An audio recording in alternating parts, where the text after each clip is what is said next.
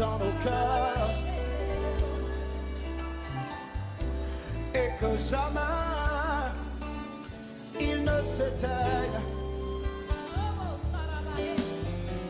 que nos vies s'offrent en sacrifice. Sur ton autel, roi de l'univers, roi inégalé, créateur incréé, Dieu tout-puissant, tu n'as pas d'égal. Tu mérites, oh tu mérites, tu mérites, oui tu mérites, oh tu mérites, oh tu mérites, tu mérites, tu mérites, oh tu mérites, qu'on te loue, tu mérites qu'on t'élève, qu'on t'élève au plus haut, tu mérites nos louanges, tu mérites qu'on t'élève au plus haut, tu mérites qu'on t'adore, qu'on t'adore, qu'on t'adore, tu mérites qu'on t'élève.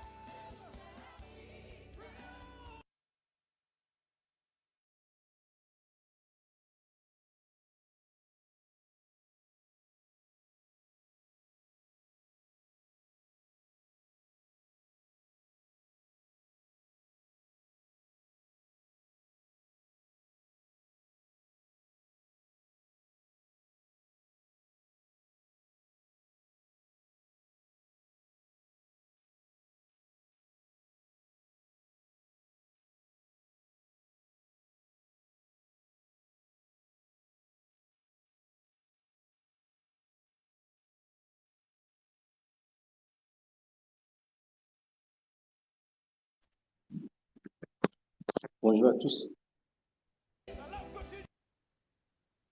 Seigneur, te disons merci pour ce moment. Merci encore pour ce jour que tu nous donnes. Notre cœur est reconnaissant. Nous sommes éternels, pleins de joie. Parce que toi encore, tu as voulu que nous soyons debout. Que nous levons encore pour dépasser l'aurore éternelle. Nous prions que toi, tu sois présent, que ton esprit se manifeste parmi nous. Nous prions, éternel, que toi-même, nous prions pour ceux qui sont encore en arrière, que toi-même tu vas presser les pas, et que toi-même, éternel, que tout ce qui les retient encore captifs de leur lit, tout ce qui les retient comme le corps fatigué, le relâche maintenant, et qu'ils puissent, éternel, dans ta grâce se joindre à nous. Nous prions, éternel, que aujourd'hui encore, que toi, tu nous parles encore davantage, éternel, que tu touches encore le point sur la puissance de ton amour que tu veux nous montrer encore aujourd'hui. Que ton nom soit glorifié. Au nom puissant de Jésus, nous avons prié. Amen. Nous allons commencer par rendre grâce à Dieu pour encore ce moment qui nous donne de pouvoir partager ensemble. Tu vas lever la voix et commencer par dire, éternel, mon âme se réjouit, mon âme se réjouit pour tes merveilles. Pour encore ce jour nouveau que tu nous donnes. Tu vas rendre grâce à Dieu et dire, éternel, je suis encore reconnaissant d'être encore devant ta face ce matin. Lève la voix, commence par rendre grâce à Dieu pour tout ce qu'il fait, pour ces moments qu'il nous donne.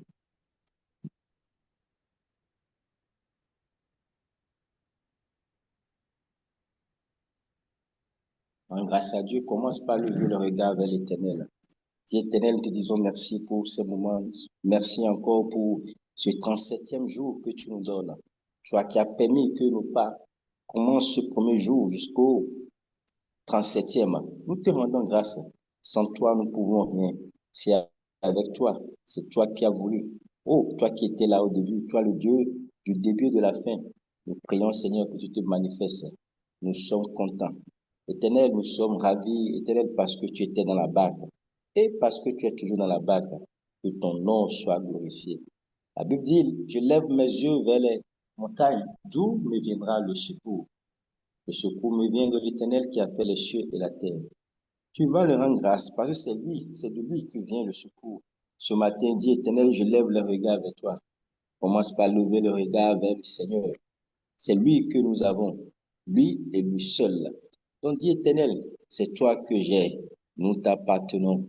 Nous sommes ton peuple. Nous levons le regard vers toi ce matin. Éternel, toi qui as par l'entremise de ton Fils. Oh, il s'est sacrifié pour nous. Il a laissé sa vie à la croix. Nous levons le regard maintenant vers lui pour dire Abba Père. Oh, nous avons un cœur reconnaissant. Abba Père, merci, car c'est de toi que vient notre secours. Notre secours ne vient pas des hommes. La Bible dit malheur à celui qui se confie en l'homme. Dis Éternel, moi je me confie en toi ce matin. Éternel, moi je me confie en toi. Confie-toi en Éternel. La Bible dit, pour ceux qui se confient en l'Éternel, ils renouvellent leur force. Tu as besoin de force ce matin. Dis, Éternel, oui, je me confie en toi. Et là, il pourra renouveler tes forces. Oh, parce que tu seras, quand tu marches, tu ne seras point fatigué. Quand tu cours, tu ne seras point si fatigué. Oui, parce que il te verra voler comme les aigles. Au prix ce matin, dis, Éternel, oui, je me confie en toi. Je me confie encore en toi ce matin. Je lève mes regards vers toi. Toi, le Dieu qui siège. La Bible dit, qui peut aller sur la montagne de l'Éternel?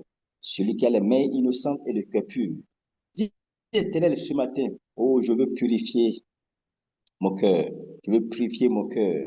Je veux purifier mon cœur. Car il siège sur la montagne de Zion. Et nous, nous allons vers lui à cause parce que, oh, nous avons le cœur pur. Et dit, c'est lui qui purifie ton cœur.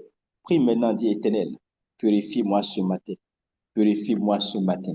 Purifie-moi ce matin. Purifie mon cœur ce matin. Oh, par son sang, il nous a lavés, il nous a purifiés. La Bible dit, sans effusion de sang, il n'a pas pardon de péché. Dis Éternel, merci pour ton sang versé. Et ce matin, nous implorons la puissance de ton sang pour nous laver encore ce matin, parce que nous voulons voir ta face, pour nous laver ce matin, parce que nous voulons purifier notre cœur.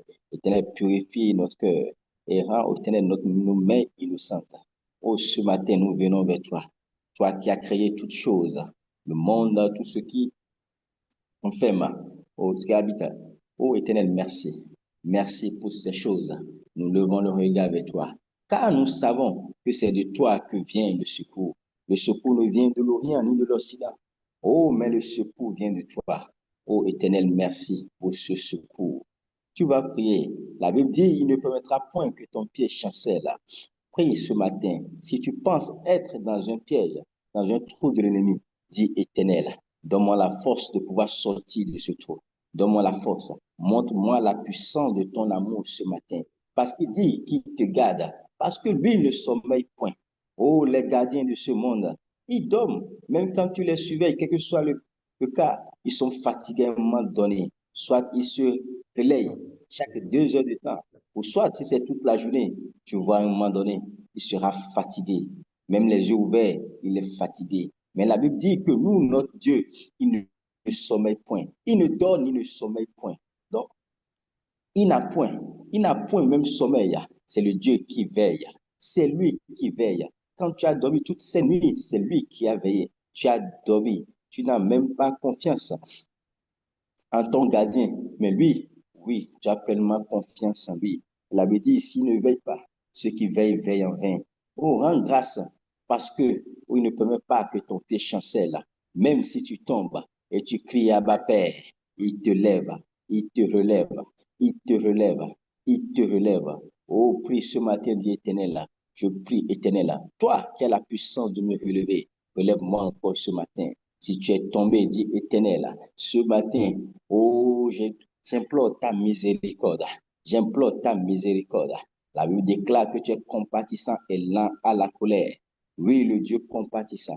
Implore sa miséricorde maintenant. Et te, il te soulève, il te soutient. Il te soutient. La Bible dit, l'Éternel est celui qui te garde. L'Éternel est ton ombre à ta main droite. Oui, c'est lui qui couvre ta main droite. Il te couvre de son ombre. Oh, il te couvre de son ombre. Tu n'as pas de puissance si ce n'est pas en lui que tu trouves cette puissance. Dis Éternel, j'ai besoin de manifester la puissance de ton amour. La puissance de ton amour. Dans la puissance de son amour, oh, il te couvre. Il te permet de voir sa face. Il te permet de discuter. Il te permet de voir que le voile est déchiré, de discuter directement avec lui. Puis maintenant, dis Éternel, oh, je vais manifester la puissance qu'il y a dans ton amour, la puissance de connaître Christ, la puissance d'avoir le Saint-Esprit qui se manifeste en toi. Oh, dis Éternel, merci. Oh, pour cette puissance du Saint-Esprit que tu montres. Pendant ces 40 jours, tu nous as encore témoigné que tu es le Dieu vrai et véritable. Tu nous as encore témoigné que tu es le Dieu d'amour. Tu nous as encore témoigné, Éternel, que nous devons te ressembler en aimant comme toi. La Bible dit, pendant le jour, il ne te frappera point. Pendant le jour, le soleil ne te frappera point, ni la lune pendant la nuit. L'Éternel te gardera de tout mal et gardera ton âme. Dis Éternel, oui, oh, même dans mes difficultés, tu es Dieu. Je veux apprendre à te rendre grâce, même quand ça ne va pas. Parce que la Bible déclare, rendons grâce, quelles que soient les circonstances, en toutes choses. Oh, levons des prières, des supplications avec des actions de grâce. Dis Éternel, même si je vois pas, si je vois même pas les nuages, je vais te rendre grâce. Même si je ne vois même pas, si j'ai pas une lueur d'espoir, je vais te rendre grâce. Parce que je sais, même quand je marche dans la vallée de l'ombre de la mort, tu es toujours avec moi. Dis Éternel, oui, j'ai cette confiance. Oh, j'ai fait confiance. Oh, que toi, tu me conduis. Que tu me conduis à paix des eaux paisibles. Même si tu ne vois même pas les eaux. Oh, crois. Crois en ce Dieu qui te dit, va et marche selon ses instructions parce qu'il t'amènera, oh, toujours, oh, à bon port. Et enfin, au verset 8, l'Éternel gardera ton départ et ton arrivée dès maintenant et à jamais. Amen. Oui, c'est lui qui te garde, quelles que soient les circonstances. Oh, le début et la fin sont en ses mains. Il connaît toutes choses. Donc, recommande ton sort à l'Éternel et tu verras ce qu'il fera de toi. Recommande ton sort à l'Éternel ce matin. As-tu un projet que tu sais même pas comment commencer? Remets ce projet dans les mains de l'Éternel. Lui qui guide, lui qui accompagne. Il saura comment t'aider. Il saura comment t'aider. Veux-tu manifester la puissance de son amour? Oh, donne-lui seulement, oh, ton cœur. Dis Éternel, je veux manifester cette puissance. Et lui qui est Dieu, il te fera marcher dans sa gloire. Il te fera marcher dans sa gloire. Au nom puissant de Jésus.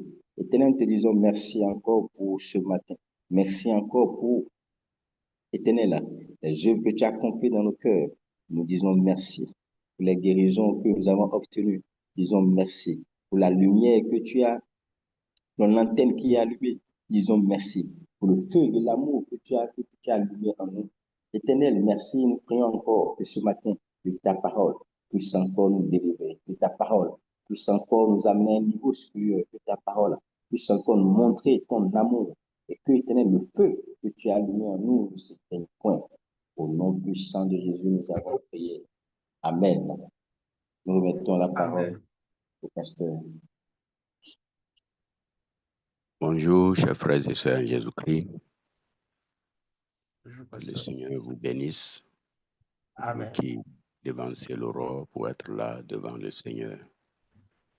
Je voudrais, avant de commencer l'enseignement d'aujourd'hui, vous encourager à maintenir le cap après ces 40 jours, en maintenant donc ce rendez-vous quotidien avec Dieu chaque jour, donc très tôt le matin, et avoir un rendez-vous avec Dieu, c'est très important. Et ces 40 jours, c'est un modèle, c'est un exemple à suivre. Tout à l'heure, je vais revenir sur cet aspect, mais je tiens à dire à tous ceux qui suivent ce programme d'adopter vraiment un temps de rendez-vous avec Dieu très tôt le matin. Donc, que le Seigneur nous bénisse. Amen. Amen. Prions le Seigneur. Notre Dieu, merci pour ta grande fidélité, ton amour qui nous rassemble ce matin encore sur ce forum. Merci, Père, pour tout ce que tu as fait pour nous. Nous sommes presque à la fin de ce programme. Nous prions que, Père, ce matin encore, tu puisses parler à nos cœurs. Seigneur, merci de graver ta parole en lettres de feu et de sang du Seigneur Jésus sur la table de nos cœurs et que cette parole ait un impact à vie sur nous. Par Jésus. Amen. Amen. Donc le thème que je vous propose ce matin, comme je l'avais promis dans l'un de mes enseignements, c'est comment David a-t-il vécu la puissance de l'amour de Dieu? Comment David a-t-il vécu la puissance de l'amour de Dieu? J'estime que David est un homme très, très, très spécial et que dans ce programme, vraiment, ce serait bien que nous puissions en parler. Alors, parmi les figures bibliques les plus emblématiques, le roi David occupe une place unique, une place de choix. Il fut le berger devenu roi, le poète inspiré devenu prophète, le guerrier valeureux devenu adorateur passionné. Pourtant, malgré ses succès éclatants, David a aussi connu des échecs, des chutes morales et des périodes de profonde détresse. Ce qui distingue David n'est pas une vie sans faute, mais sa manière de revenir sans cesse à Dieu et de se replonger dans l'amour divin. C'est pourquoi j'estime que sa vie peut beaucoup nous enseigner. Dans le psaume 63, verset 4, il résume son désir. Ton amour vaut mieux que la vie. Vous voyez? C'est pourquoi mes lèvres chantent tes louanges, dit-il. Nous allons découvrir comment David a vécu cet amour puissant qui l'a profondément transformé, soutenu et guidé tout au long de sa vie. Et nous allons voir comment David a conclu sa vie. Le premier point que je vous propose ce matin, c'est que l'amour de Dieu a été expérimenté dans la vie de David par une vie d'intimité et de prière. David a expérimenté donc l'amour de Dieu dans l'intimité avec Dieu et dans la prière. Vous voyez? C'est ce que nous pouvons apprendre. Dès sa jeunesse, David a cultivé une relation très intime avec Dieu dans la solitude de ses pâturages. Ce n'était pas seulement pour lui un devoir, mais un amour qu'il a vécu et nourri. C'est pour cela que dans le psaume 5, verset 4, David dit, « Éternel, le matin, tu entends ma voix. Le matin, je me présente à toi et je guette. » Vous voyez? C'est David même qui parle. Il dit, « Le matin, c'est-à-dire très tôt, tu entends ma voix. Le matin, je me présente à toi et je guette. » Et dans beaucoup de passages, le temps me manque de vous prouver que dans les psaumes que David a écrits, comme dans les psaumes que les autres auteurs, comme Asaph, ont écrit, psaume 88 par exemple, c'est très tôt le matin que donc tous ces hommes et toutes ces femmes qui ont voulu avoir une certaine intimité avec Dieu dans la prière et la méditation de la parole ont cherché à aller vers Dieu. Et ce passage vraiment devenu très, très, très spécial pour nous, le psaume 119, versets 147 et 148, que j'aime beaucoup, je l'ai cité déjà dans l'un de mes enseignements, dont l'auteur, certains disent que c'est David, d'autres disent que c'est Jérémie, d'autres encore que c'est Daniel. Bref, dans ce passage, il a dit, « Je dévance l'aurore et je crie. Je m'attends à ta parole. » Et dans le verset 148, « Mes yeux dévancent les veilles de la nuit pour méditer ta promesse. » Vous voyez? Donc, la plupart des hommes de Dieu qui ont voulu avoir une certaine intimité avec Dieu ont pris soin de dévancer toujours l'aurore, de chercher le Seigneur très tôt le matin. Et dans le psaume 23, verset 1er, « L'Éternel est mon berger, je ne manquerai de rien. » David ne parle pas d'un Dieu lointain, mais d'un Dieu très proche. Oui, c'est vrai. On nous a enseigné que Dieu est transcendant, mais aussi Dieu est immanent. Hein? Le Dieu des autres religions, c'est un Dieu très loin, qu'il faut atteindre par des intermédiaires, des intermédiaires et des intermédiaires. C'est pour cela qu'ils fabriquent beaucoup d'objets avec lesquels ils veulent parler pour que ces objets transmettent leur message. Mais nous, notre Dieu est très proche. C'est pourquoi vous allez remarquer que quand on me demande de prier, très souvent, je dis d'abord notre Dieu. Et j'ajoute notre Père, c'est-à-dire Dieu qui est loin, qui est pour tout le monde, mais mon Père qui est proche de moi, qui prend soin de moi. Et David pensait que Dieu était proche et qu'il prend soin de lui comme un berger, dans le verset que nous avons lu, Psaume 23, verset 1er. Alors qu'il gardait donc les brebis de son père, David avait appris à dépendre de Dieu pour protéger le troupeau contre l'ours et le lion. C'est pourquoi il dit dans 1 Samuel, chapitre 17, versets 34 à 37. Il dit dans 1 Samuel, chapitre 17, versets 34 à 37.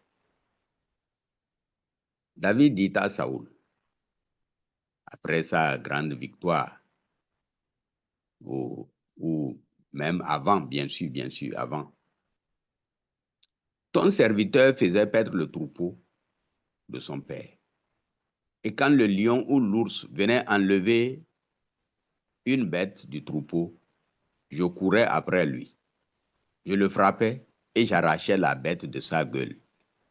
S'il se dressait contre moi, je le saisissais par le poil du menton, je le frappais et le tuais. C'est ainsi que ton serviteur a frappé le lion et l'ours. Et il en sera du Philistin, de cet incirconcis comme de l'un d'eux, car il a lancé un défi aux troupes du Dieu vivant.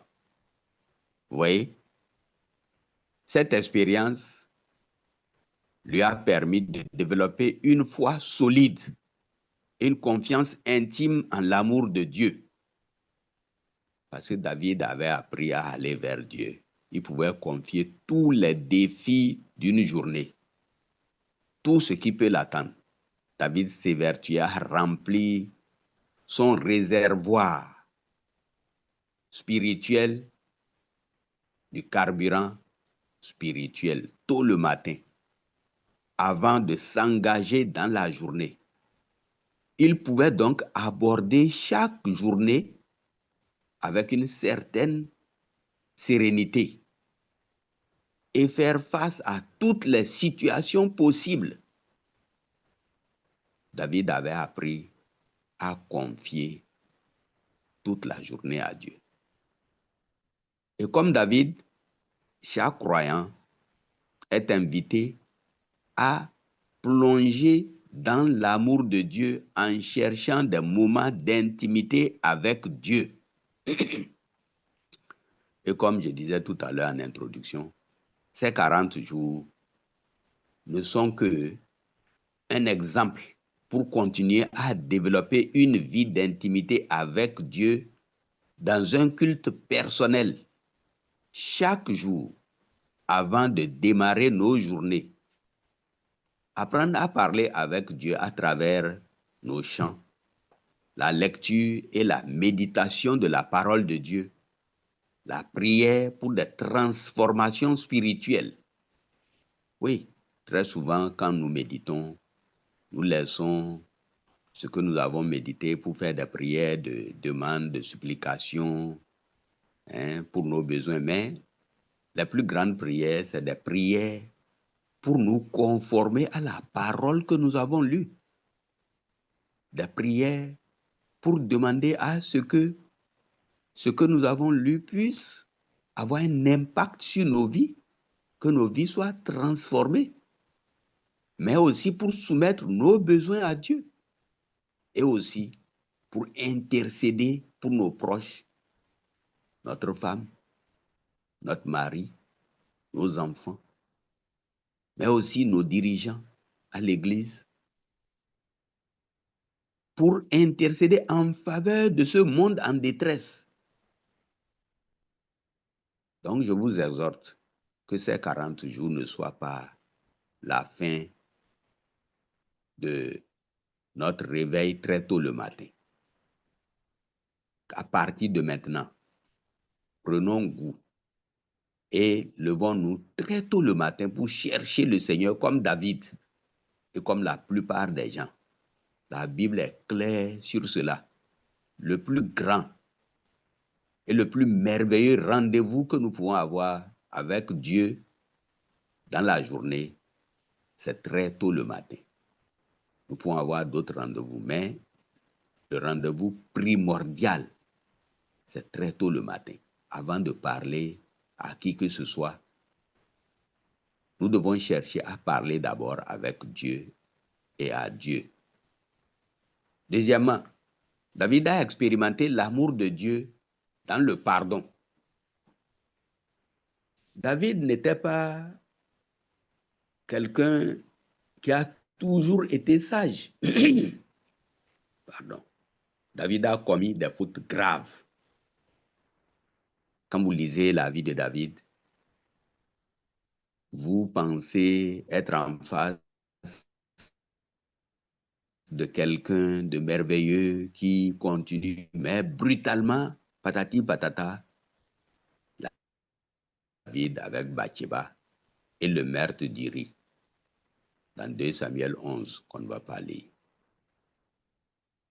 Il a commis une kyrielle d'au moins 11 péchés de fil en aiguille. En voulant couvrir un péché, il en commet un autre. En voulant couvrir celui-là, il en commet un autre. Près de 11 péchés, sinon 11 et plus. Pourtant, ce qui est marquant, c'est sa capacité à reconnaître ses péchés et à retourner vers la miséricorde de Dieu. David avait cette capacité. Dans le psaume 51, versets 3 à 4, nous pouvons lire. Psaume 51, versets 3 à 4.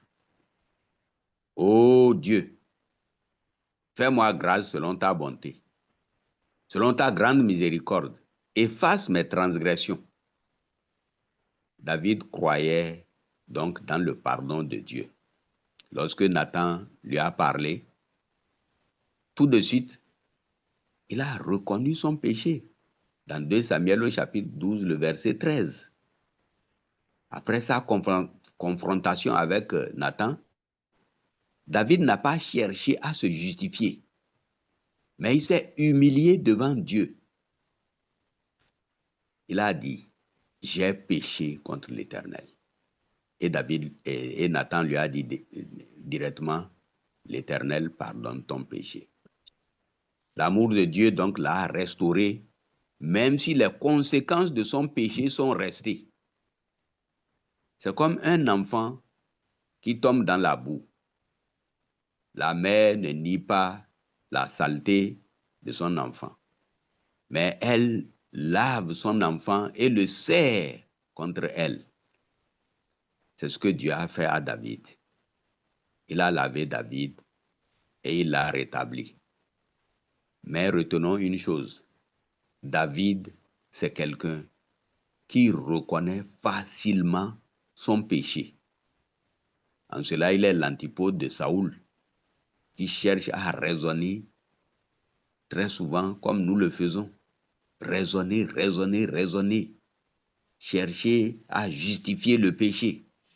David ne faisait pas ça. Vous voyez, nous devons apprendre, quand nous avons péché contre Dieu, à lui confesser notre péché.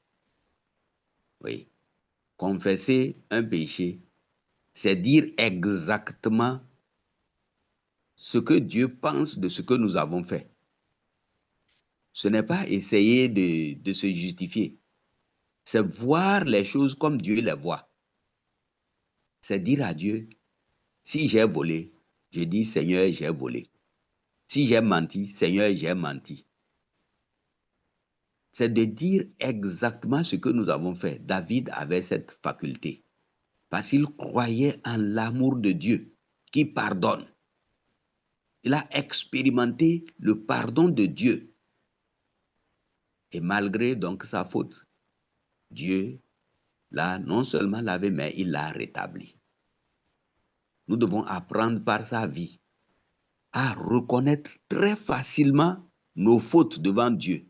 On n'a même pas besoin d'aller, parce que Dieu ne va pas aller nous livrer à quelqu'un d'autre. C'est avec lui que nous nous confessons. Et c'est bon de lui dire la vérité. Et parfois, c'est bon aussi de le dire à des hommes comme nous. Troisièmement, David a expérimenté l'amour de Dieu dans ses victoires et dans ses épreuves. Dans ses victoires comme dans ses épreuves. David a connu de grands triomphes, comme sa victoire sur Goliath dans 1 Samuel 17. Mais il a aussi traversé des moments de persécution, notamment face à Saül qui voulait sa mort. Aussi peut-il écrire dans le psaume 27, verset 10. Psaume 27, verset 10. Car mon père et ma mère m'abandonnent, mais l'Éternel me recueillera. Pendant sa fuite dans le désert, traqué par Saül, David a expérimenté la fidélité de Dieu. Dieu a protégé sa vie à plusieurs reprises, notamment lorsque Saül est entré dans la caverne d'En-Gedi, sans se rendre compte que David s'y cachait. Dans 1 Samuel 24, verset 1 à 7. On ne va pas lire. David a choisi de ne pas tuer Saül, prouvant qu'il se confiait dans l'amour de Dieu plutôt que dans ses propres moyens. Par 2 occasions, David aurait pu tuer Saül. Mais à chaque fois, il a craint l'Éternel et n'a pas porté sa main sur loin de l'Éternel comme il le dit, comme il aimait appeler Saül. Même si les lieutenants de David l'y excitaient, David a toujours résisté à la tentation de porter la main sur Saül. Remarquez comment David a pleuré, même à la mort de Saül. Dans 2 Samuel 1, versets 1 à 16. Il a pleuré. Il a pleuré sérieusement. On ne va pas lire à cause de la longueur du passage. Et il a ensuite rédigé une complainte dans les versets 17 à 27 du même passage, du même chapitre. Vous voyez, David aimait Saoul, David a rédigé une complainte. Et il a dit d'enseigner cette complainte aux enfants d'Israël. Je vous exhorte à étudier cette complainte. Quand un jour, il m'a été demandé, est-ce que c'est un musulman qui me parlait? J'avais un problème très sérieux au sujet de mon fils Paul. Et il m'a dit, est-ce que dans la Bible, il n'y a pas un de ces passages où tu peux vraiment tirer quelque chose qui peut toucher le cœur d'un homme? J'ai dit oui, il y en a. Et je suis allé m'inspirer de cette complainte. J'ai rédigé un courrier que j'ai déposé au ministre de l'enseignement supérieur qui, en voyant cela, a pris son bic rouge et l'a dit, cet enfant, il faut lui donner tous ses droits. Tout ce qu'il a demandé doit lui être remis. Donc, je vous exhorte à étudier vraiment 2 Samuel chapitre 1, les versets 17 à 27, pour méditer, pour voir. Parce que David a dit que ce soit enseigné aux enfants d'Israël. Et pourquoi pas à nous en tant que chrétiens. Alors, nous aussi, dans nos luttes quotidiennes, nous pouvons trouver la force en nous plongeant dans l'assurance de l'amour de Dieu.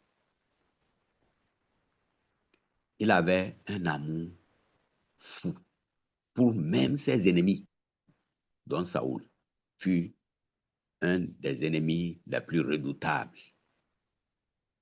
Son amour pour son fils Absalom l'a amené à fuir loin de Jérusalem lorsque celui-ci a fomenté un coup contre lui en portant son meilleur conseiller qui est Achitophel. Il voulait usurper le pouvoir alors même que David aurait pu remporter la guerre contre Absalom et sa troupe et les massacrer.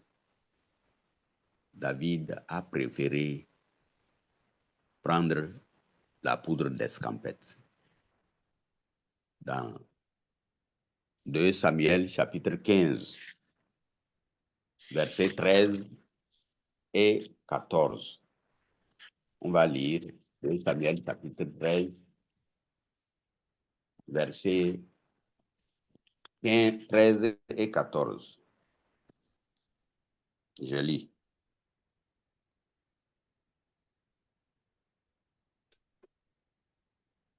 Samuel se rendit. Ah, pardon, c'est un Samuel que j'ai ouvert. Excusez-moi. 2 Samuel chapitre 13, chapitre 15.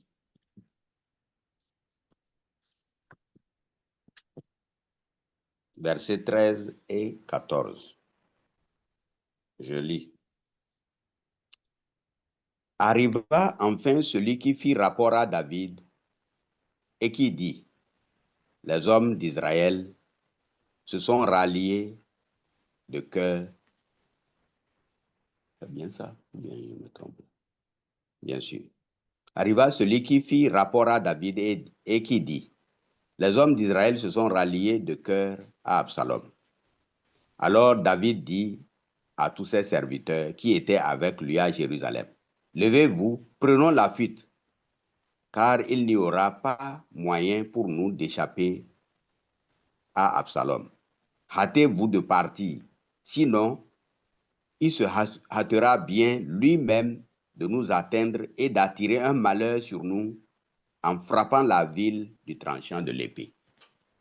Vous voyez, David a fui au lieu de faire face à la troupe d'Absalom. Et lorsqu'on lui annonce qu'on ira faire un combat contre Absalom et sa troupe, il a dit à son général Joab de préserver la vie de Absalom, son fils.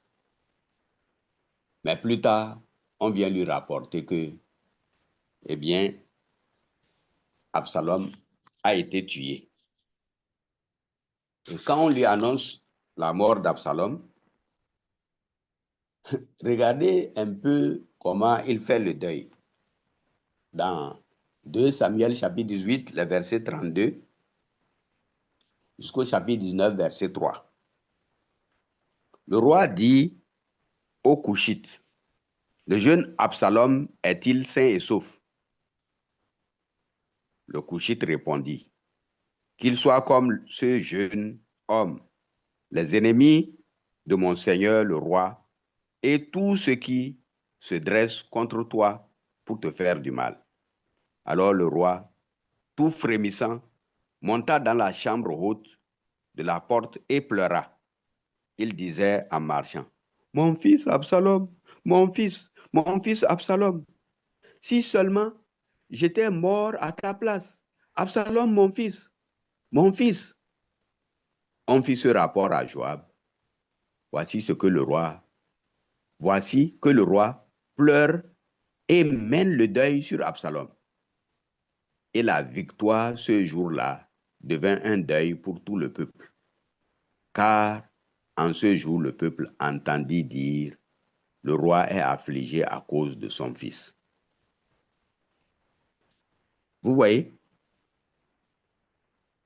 remarquez que donc David a aimé même un fils rebelle qui était prêt à le tuer. Et sa mort l'a beaucoup touché, comme celle de Saoul aussi. Vous voyez, David a refusé aussi de tuer Chiméi, qui le maudissait. Chiméi le maudissait au jour où David fuyait Jérusalem. Ce passage, c'est 2 Samuel chapitre 16, versets 5 à 12. J'aimerais bien qu'on le lise. 2 Samuel chapitre 16, versets 5 à 12. Le roi David était arrivé jusqu'à Bachurim. Or, voici qu'il sortit de là un homme du clan de la maison de Saoul, nommé Chiméi, fils de Guéra. Il sortit délibérément en prononçant des malédictions.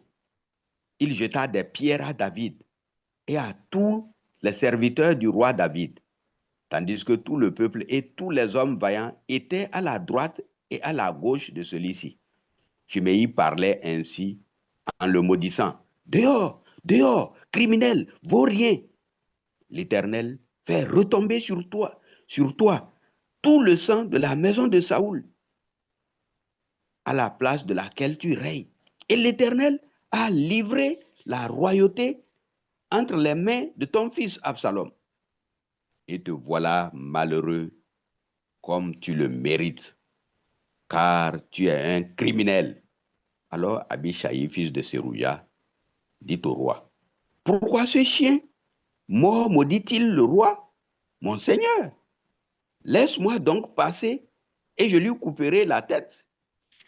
Mais le roi dit, qu'ai-je à faire avec vous, fils de Sérouya? S'il maudit, c'est que l'Éternel lui a dit, maudit David. Qui donc lui dira, pourquoi agis-tu ainsi?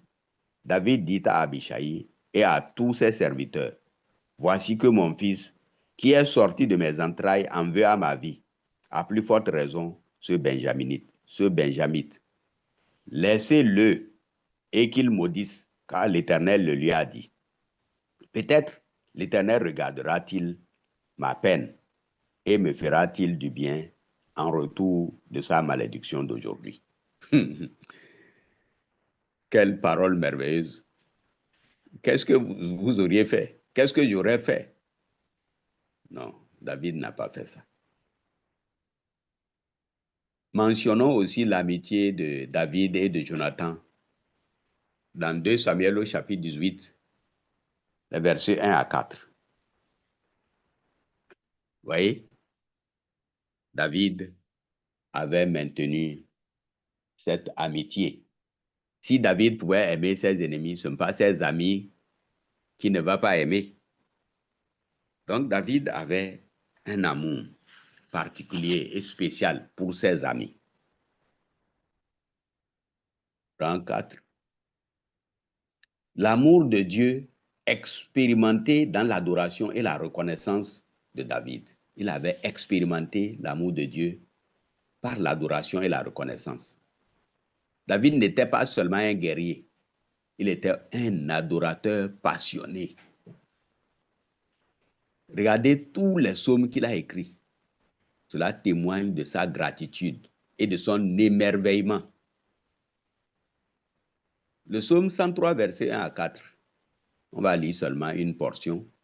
Mon âme bénit l'Éternel et n'oublie aucun de ses bienfaits. Et beaucoup de psaumes qu'il a écrits pour manifester sa gratitude, sa reconnaissance. Lors du retour de l'arche de l'Alliance à Jérusalem, David dansait de toute sa force devant l'Éternel, vêtu d'un éphod de lin, dans 2 Samuel 6, 14. Et sa femme Michal a critiqué tout ce qu'il avait fait. Mais David a dit, c'est devant l'Éternel que j'ai dansé. Lui qui m'a préféré à ton père. Il a affirmé son adoration devant Dieu. Et il a dit que son adoration était une réponse à l'amour de Dieu. David était conscient. Plus nous sommes conscients de l'amour de Dieu pour nous, plus nous plongeons dans l'adoration pour lui. Plonger dans l'amour de Dieu, c'est répondre par la louange et la reconnaissance. Chaque jour, j'aime chanter, louer Dieu, le célébrer au début, au milieu, à la fin de mon culte personnel. Je prends soin de louer Dieu, même pour la lecture de la parole. Et certains cantiques reviennent toujours.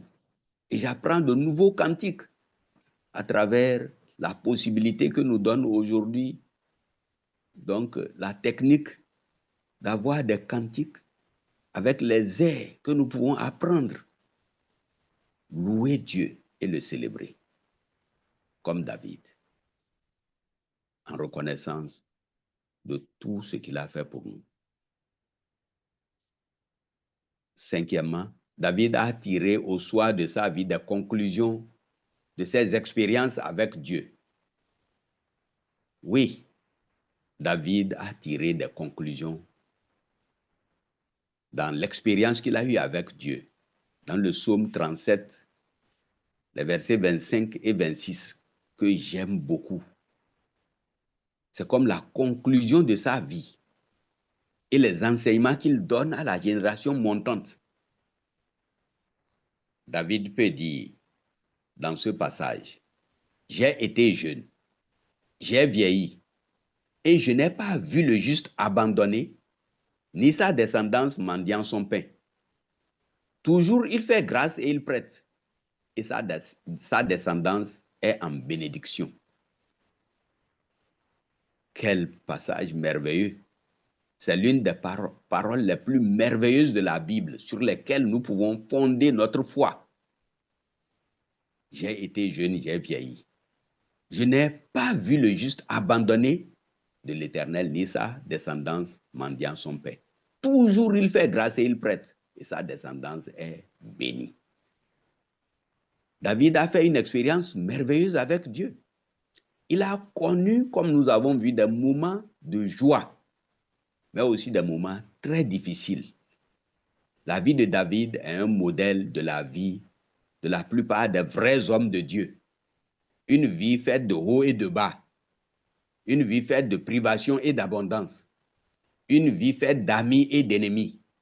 Une vie de chemins aplatis et de chemins tortueux. Une vie faite de collines et de vallées. Une vie faite de peine, mais aussi de joie. La vie nous réserve parfois des choses très difficiles et amères. Mais nous devons aborder tout cela avec l'aide de Dieu.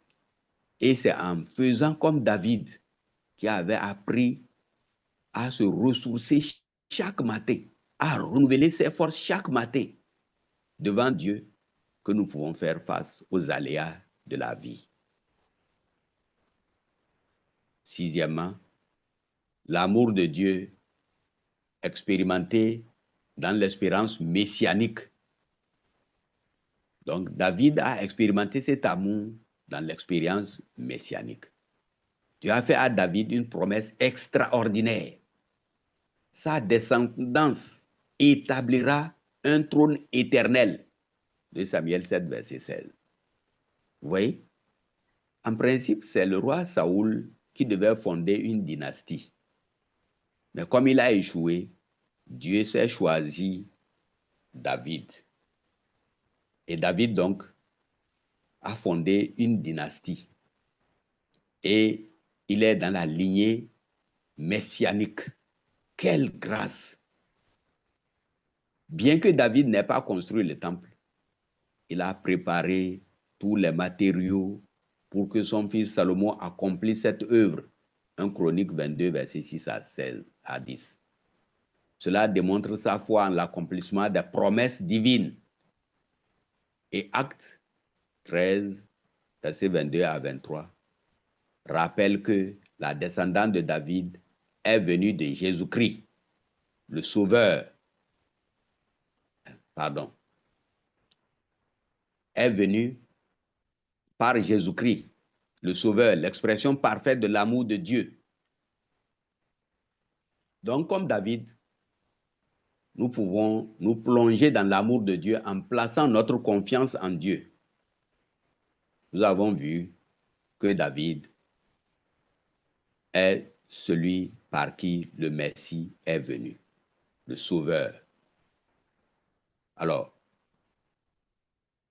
nous devons donc apprendre, premièrement, à avoir une intimité profonde dans une vie de méditation et de prière.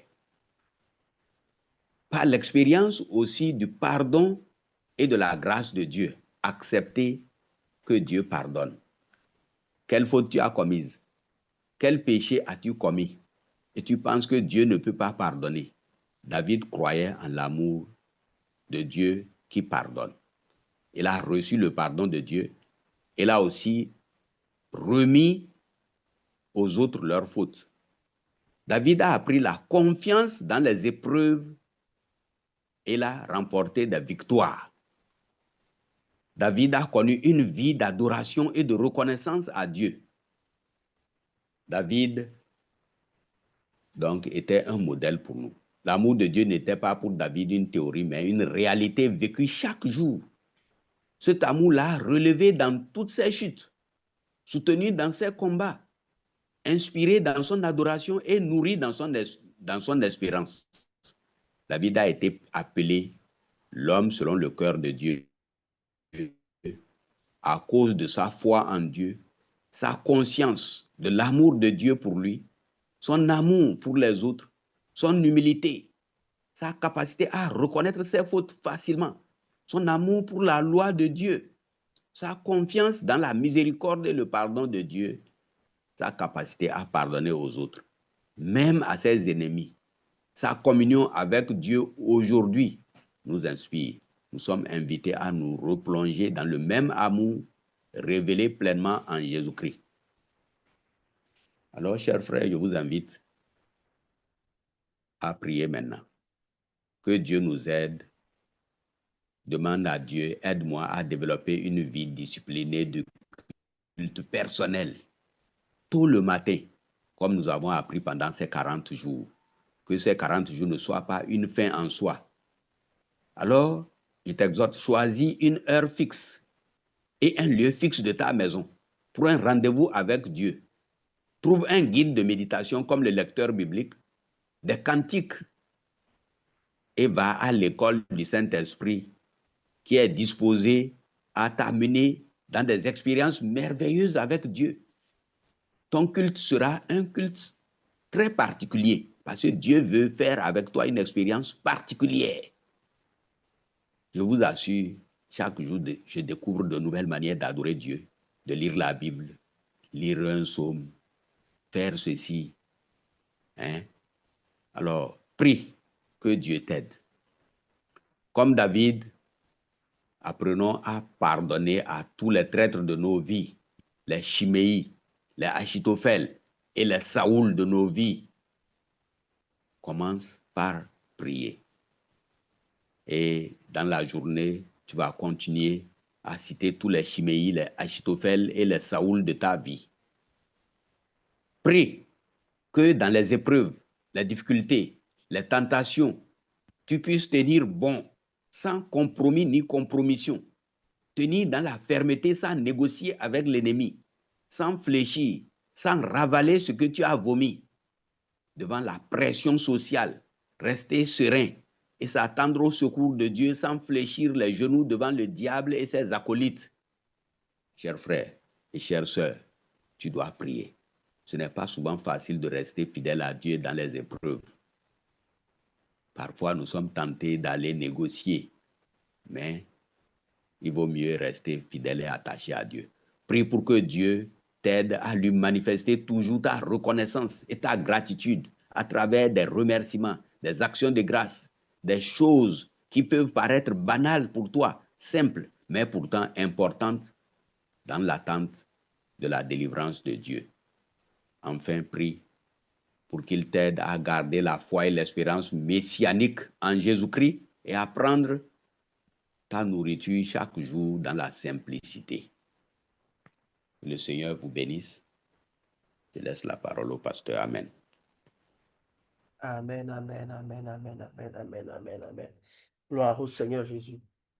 Ah oui, la vie de David était une vie vraiment spéciale. Et nous pouvons aussi traverser des situations, nous voyons vraiment comme nous traversons des vallées. Après, peut-être, nous sommes peut-être une montagne, nous traversons des hauts et des bas.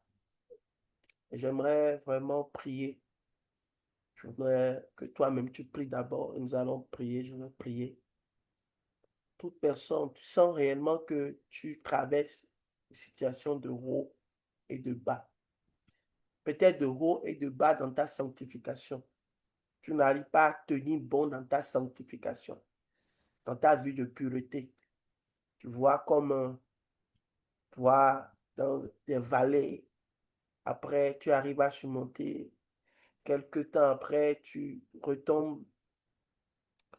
Dieu ne t'a pas appelé à cela. Dieu t'a appelé à garder la constance et aussi la croissance dans ta vie d'intimité avec Dieu.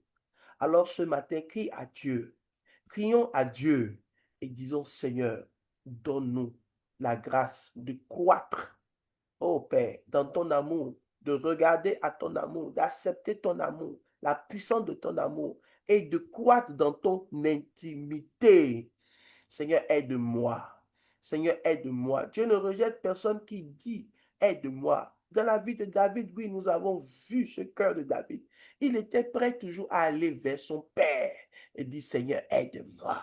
Souviens-toi du psaume 51, un des psaumes puissants pour retourner vers Dieu. Lorsque nous voyons réellement que nous sommes tombés ou nous avons sombré dans une vie qui n'a pas glorifié le Seigneur.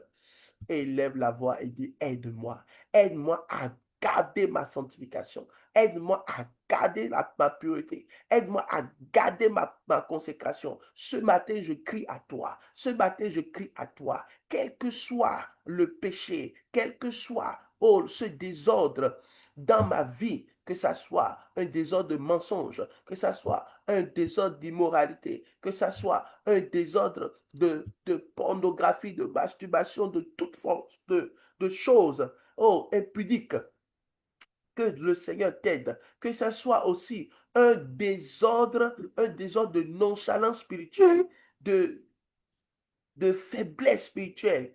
C'est-à-dire que tu n'es pas engagé. Quand tu prends quelque chose dans l'œuvre de Dieu, tu n'arrives pas à aller au bout. Tu te donnes des excuses pour ne pas faire ce que Dieu te demande. Ça aussi, Dieu n'aime pas. Dieu n'aime pas. C'est une manière de pouvoir ne pas mettre Dieu en priorité. Oui, tu ne le mets peut-être pas en priorité. Peut-être tu sombres. Après, tu te relèves. Lève-toi, lève-toi. Ne te donne pas des excuses. Ah, j'ai eu tel problème. Ah, j'ai eu tel problème. Oh, Dieu comprendra. Non, si tu as confié quelque chose, sois sérieux. Sois sérieux dans cela.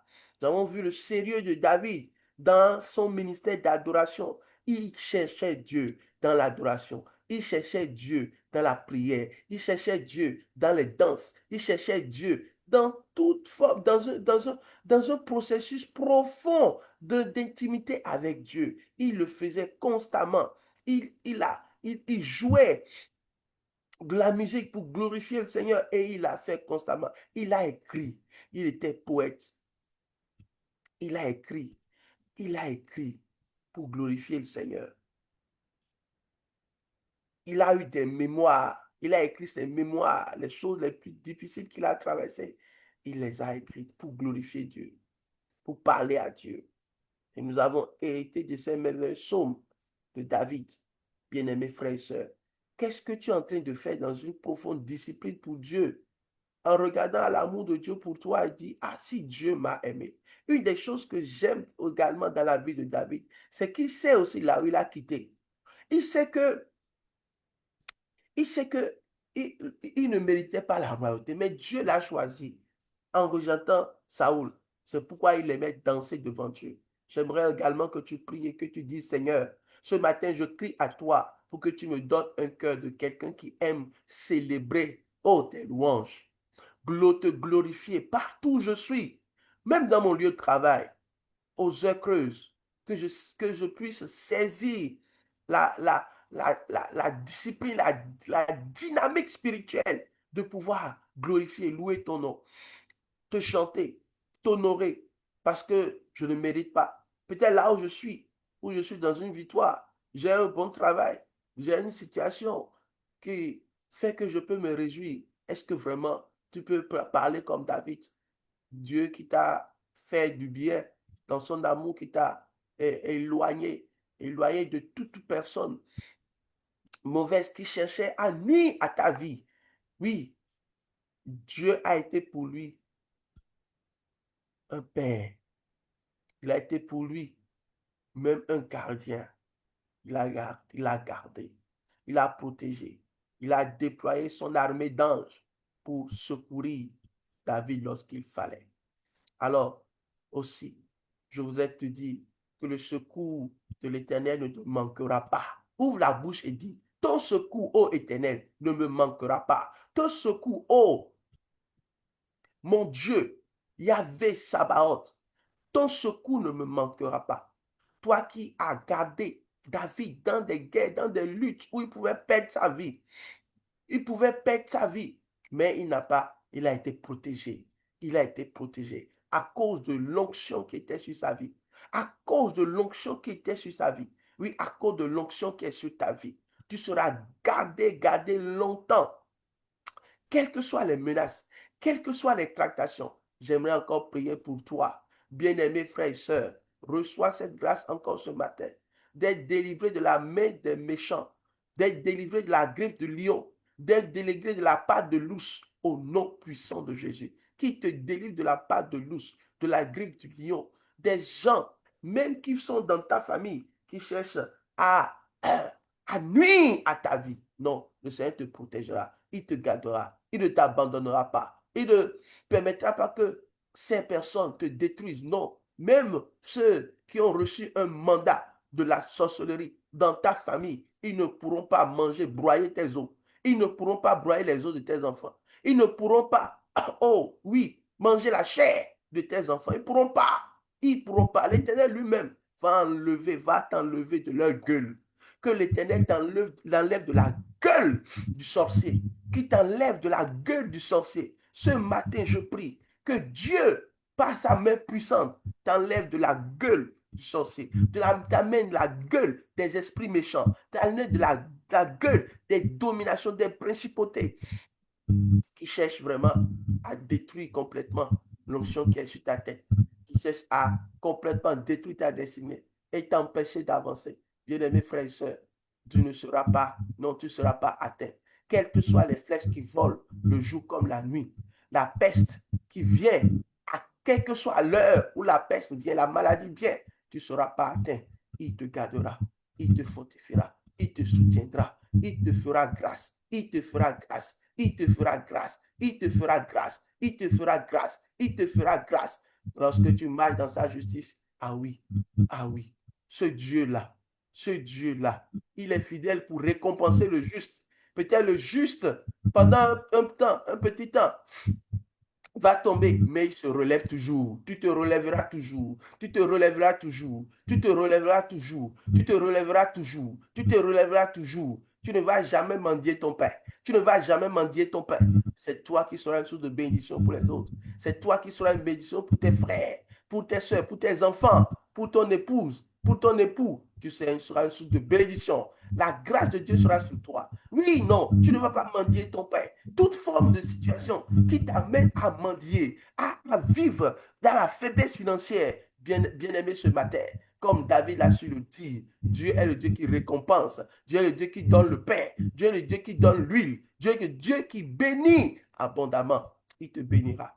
Il te bénira. Son huile coule dans ta maison. Il coule sur cette huile coule sur ta tête et tu seras richement béni. Sa mère sur toi. Au nom puissant de Jésus. Amen. Bien-aimés, nous sommes encore là demain. Que la grâce et la paix du Seigneur Jésus vous soient multipliées. Et je voudrais vraiment vous encourager à réécouter les enseignements que nous avons mis. Nous avons beaucoup travaillé, bien-aimés frères et sœurs, pour que vous ayez le temps de réécouter. Je vous en prie.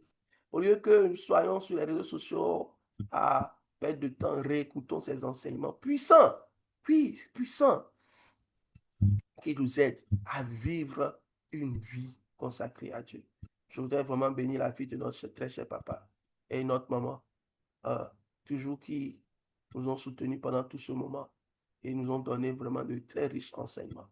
Que vraiment le Seigneur vous bénisse abondamment. Je vous rappelle que vendredi, nous serons encore ensemble, en présentiel pour clôturer ces 40 jours. Vendredi, le soir. Le matin, nous aurons toujours la matinale, mais le soir, 0h, c'est-à-dire la nuit du vendredi au samedi, 0h à 5h, nous allons également nous rassembler, prier, chercher Dieu et continuer par déverser nos cœurs devant lui pour voir la puissance de son amour. Que Dieu vous bénisse abondamment, que cette journée soit une journée vraiment de grâce et de paix pour vous, pour vos familles, que la main de l'Éternel soit sur vous. Continuez par plaider et le Seigneur déversera sa rosée du ciel sur vous. Il le fera pour sa gloire et pour votre bonheur. Au nom de Jésus, soyez bénis. Amen. Au revoir à tous. Amen.